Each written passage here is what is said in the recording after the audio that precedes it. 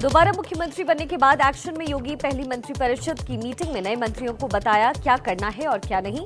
आज सुबह 10 बजे लोक भवन में फिर होगी योगी मंत्रिपरिषद की अहम बैठक।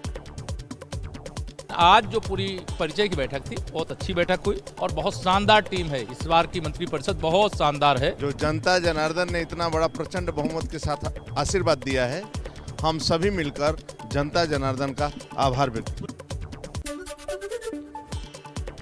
आज सुबह 11 बजे प्रोटेम स्पीकर पद की शपथ लेंगे रमापति शास्त्री। 11:30 बजे सचिव स्तर के अधिकारियों के साथ बैठक करेंगे सीएम योगी।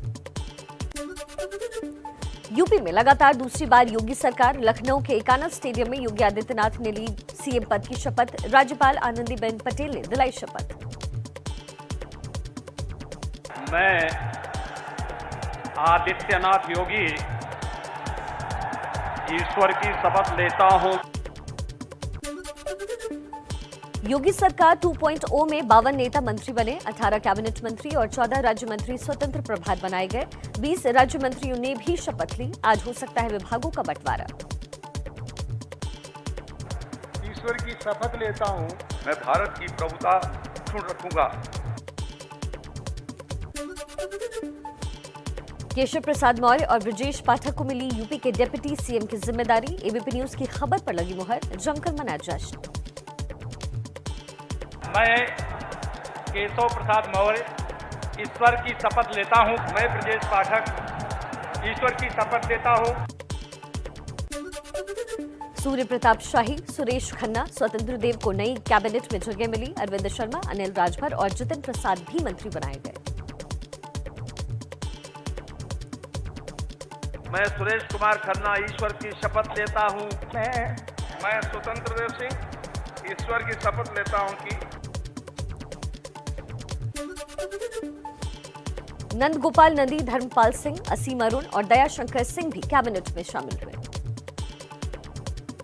मैं असीम अरुण ईश्वर की शपथ लेता हूं कि मैं विधि द्वारा स्थापित भारत के संविधान के प्रति सच्ची श्रद्धा और निष्ठा रखूंगा। योगी कैबिनेट में 5 महिलाओं को मिली जगह। बेबी रानी मौर्य बनी कैबिनेट मंत्री। मैं उत्तर प्रदेश राज्य के मंत्री के रूप में अपने कर्तव्यों का श्रद्धापूर्वक और शुद्ध अंतःकरण से निर्वहन करूंगी। बीजेपी के दोनों सहयोगी दल निषाद पार्टी और अपना दल को कैबिनेट में जगह मिली। संजय निषाद और आशीष पटेल मंत्री बनाए गए। मैं डॉक्टर संजय निषाद ईश्वर की शपथ लेता हूं कि मैं विधि द्वारा स्थापित भारत के संविधान के प्रति सच्ची श्रद्धा और निष्ठा रखूंगा। योगी के शपथ ग्रहण में शामिल हुए पीएम मोदी। सीएम योगी आदित्यनाथ को दी बधाई। प्रगति का नया अध्याय लिखने की जताई उम्मीद।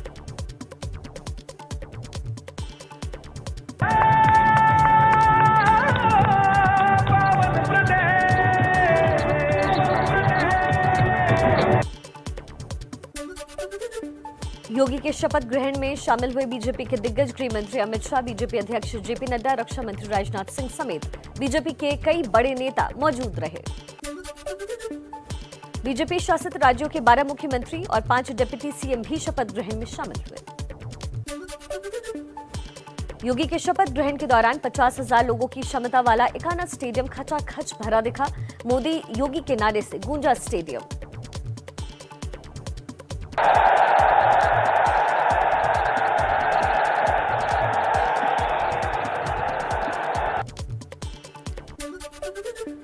बीजेपी के राष्ट्रीय महासचिव कैलाश विजयवर्गीय ने ट्वीट कर योगी को दी बधाई। लिखा, आ गए हैं भगवाधारी, योगी जी को बहुत बहुत बधाई। पिछली सरकार में डिप्टी सीएम रहे दिनेश शर्मा, श्रीकांत शर्मा और सिद्धार्थनाथ सिंह को नहीं मिला दोबारा मौका। सतीश महाना भी नहीं बनाए गए मंत्री। महाना को विधानसभा अध्यक्ष बनाने की चर्चा। सीएम योगी के शपथ ग्रहण के बाद गोरखपुर में मची मनी दिवाली। गोरखनाथ मंदिर में नाच गाकर लोगों ने जश्न मनाया। ब्रजेश पाठक के डिप्टी सीएम बनाए जाने के बाद समर्थकों में दिखा जोश। पटाखे जलाकर जताई खुशी।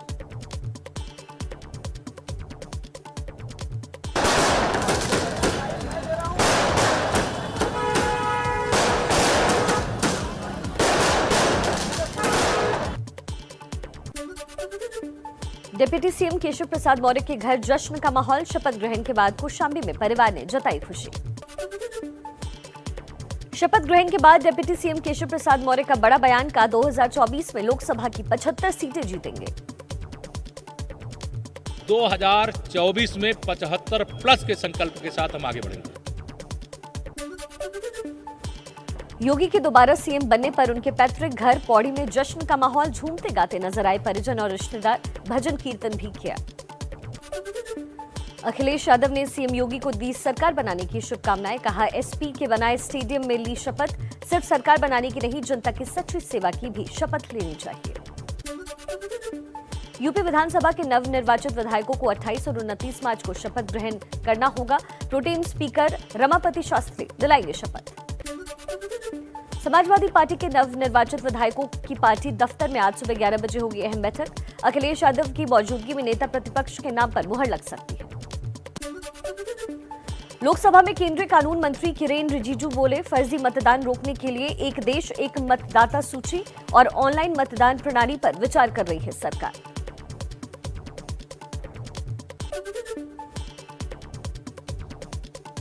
दिल्ली के तीनों नगर निगमों को एक करने वाला बिल लोकसभा में पेश। केंद्रीय गृह राज्य मंत्री नित्यानंद राय ने विधेयक पेश किया।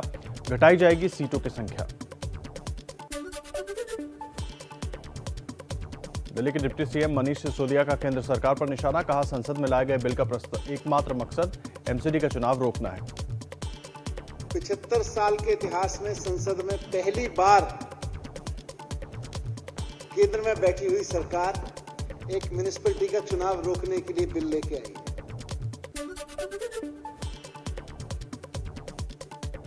आज पेश होगा दिल्ली का बजट। शिक्षा, स्वास्थ्य और पर्यावरण को लेकर हो सकते हैं बड़े ऐलान। कर्नाटक के पूर्व सीएम और कांग्रेस के वरिष्ठ नेता सिद्धारमैया का बड़ा ऐलान। कहा, 2023 का चुनाव मेरा आखिरी चुनाव होगा। गृह मंत्री अमित शाह का आज गुजरात दौरा है। अहमदाबाद में कई योजनाओं का करेंगे शुभारंभ। गुजरात सरकार के स्कूली पाठ्यक्रम में भगवत गीता को शामिल करने पर राष्ट्रीय अल्पसंख्यक आयोग की कार्यवाहक अध्यक्ष सईद शहजादी ने कहा, गीता कोई धार्मिक पुस्तक नहीं बल्कि एक दर्शन है। आइडियाज ऑफ इंडिया समिट में एबीपी नेटवर्क के सीईओ अविनाश पांडे ने कहा, हम सनसनी और समाज में जहर फैलाने के लिए खबरें नहीं दिखाते। While we believe in numbers, but we also believe in doing the right thing.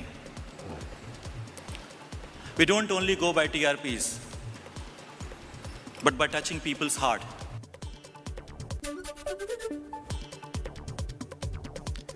ABP news के आइडियाज ऑफ इंडिया समिट में बोले केंद्रीय परिवहन मंत्री नितिन गडकरी, बुनियादी विकास के जरिए 2024 भी जीतेंगे। यूपी में बनाएंगे अमेरिका जैसी सड़कें। जो काम होता है विकास के लिए, समाज के लिए, गरीब के लिए, तो वो करना ही राजनीति में लोकतांत्रिक पार्टी का कर्तव्य होता है। 24 समाप्त होने के पहले उत्तर प्रदेश के रोड अमेरिका के बराबर होंगे।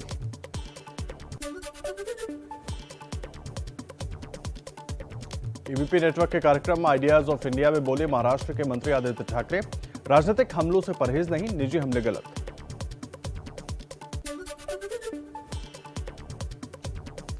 नोबेल शांति पुरस्कार विजेता समाजसेवी कैलाश सत्यार्थी ने समिट में कहा, बच्चियों के लिए काम करना होगा तभी देश तरक्की करेगा। फिर से सोने की चिड़िया और जगत गुरु कहलाना चाहते हैं तो उस समाज की आखिरी बच्ची के चेहरे पर आजादी और प्यार की और इज्जत की मुस्कान लाना जरूरी है।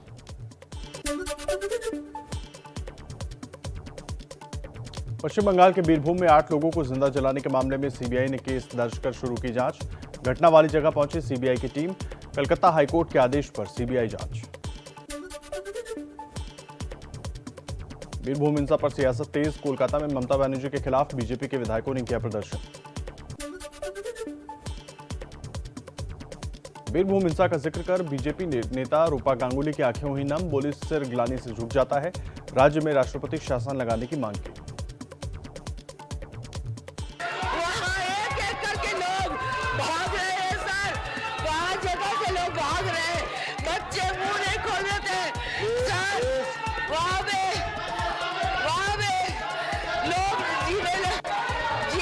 नहीं रह गए हैं।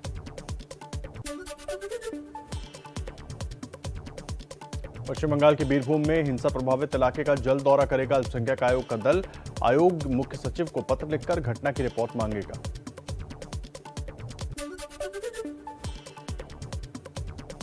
इंडियन न्यूज़पेपर सोसाइटी की शिकायत पर पूरे देश में गूगल के खिलाफ जांच करेगा competition commission of India. Google पर मजबूत पोजीशन का गलत इस्तेमाल कर ऑनलाइन न्यूज से होने वाली कमाई में मीडिया संस्थानों का हिस्सा हड़पने का आरोप। केंद्र ने सुप्रीम कोर्ट से कहा, यूपीएससी सिविल सेवा परीक्षा में अतिरिक्त मौका देना संभव नहीं। प्रारंभिक परीक्षा पास कर चुके 3 छात्र कोरोना संक्रमित होने की वजह से मुख्य परीक्षा में शामिल नहीं हो पाए थे। बढ़ सकती है कांग्रेस नेता नवजोत सिद्धू की मुश्किल। रोडरेज मामले में गंभीर धारा लगाने की मांग पर सुप्रीम कोर्ट ने सुरक्षित रखा आदेश।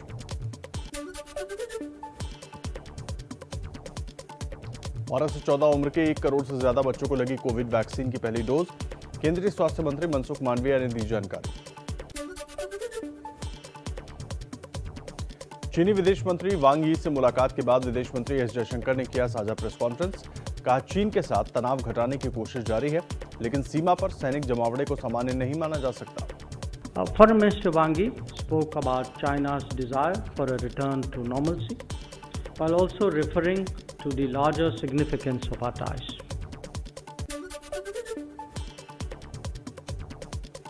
हमजा शहबाज और मरियम नवाज की अगुवाई में पीएमएलएन का लॉन्ग मार्च भी आज लाहौर से शुरू होगा। 28 मार्च को इस्लामाबाद पहुंचेगा मार्च। पाकिस्तान में इमरान खान के खिलाफ विपक्ष ने खोला बड़ा मोर्चा। जमीयत उलेमाए इस्लाम फजल यानी JUIF के प्रमुख मौलाना फजलुर रहमान की अगुवाई में आज मार्च खैबर पख्तूनवा के डेरा इस्माइल खान से शुरू होकर इस्लामाबाद तक जाएगा। पाकिस्तान के पीएम इमरान खान की पार्टी पीटीआई की कल होगी बड़ी रैली। कराची से इस्लामाबाद रवाना हुए पार्टी के कार्यकर्ता। इमरान खान ने बागियों पर साधा निशाना। बोले, ये चूहे 20 करोड़ रुपए में अपनी गरिमा और वफादारी बेचने की कोशिश कर रहे हैं। नेटो के रूस को चेतावनी। कहा, रासायनिक या परमाणु हथियार का इस्तेमाल बर्दाश्त नहीं किया जाएगा। इससे यूक्रेन में जंग का स्वरूप पूरी तरह से बदल जाएगा। रूस यूक्रेन जंग का 31वां दिन। यूक्रेन में भीषण जंग जारी। चेर्निहिव में यूक्रेन की सेना ने रूसी सेना के ठिकाने को तबाह किया।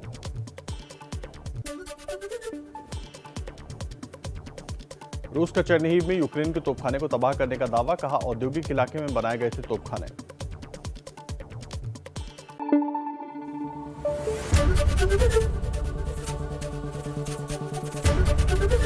ABP न्यूज आपको रखे आगे।